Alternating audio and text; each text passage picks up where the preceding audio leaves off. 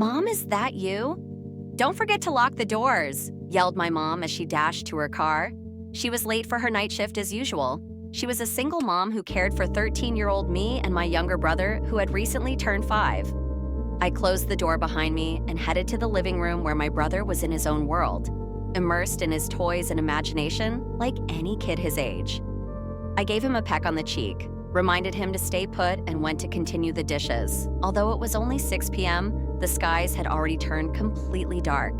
The wind from the window above the sink brushed my cheek, sending a small shiver down my spine. It was awfully chilly tonight.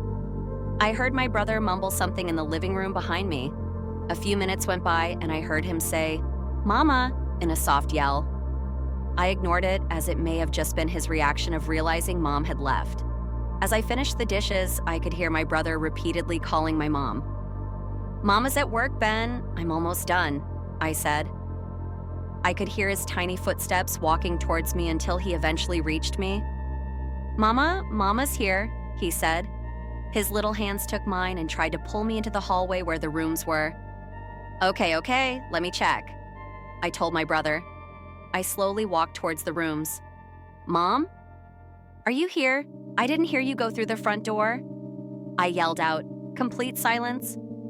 I turned around to head back to my brother, who was at the other end of the hall, anxiously waiting for me. "See, Mom's not Mid-sentence, I saw what seemed like a figure of my mom walk past me from behind in the corner of my eye. I've memorized my mother's appearance numerous times over and over from how long we've been together since my dad left. I could recognize her from far away, her long, clipped-up hair, or by the smell of her sweet cologne. I could hear a whisper from the bedroom, "Angelica, Ben, Inhiri." I hear my brother's giggles from the hallway as he made a wide grin and yelled, "Mama!" I ran towards my brother, grabbed him and my phone as we darted out the door. As we headed toward the neighboring house, the news from a few days ago played in my head. "Lock your doors and don't be fooled. They lurk in the shadows. If they come, they've taken someone you know." And my mom's insistent reminder since then, "I love you, Jelly Bean and Benny Baby.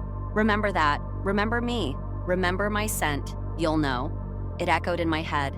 My mom never called us by our names. She always had her sweet cologne on, even at home. Mimics, that's what they are. "It's just you and me now, Ben," I said to my brother,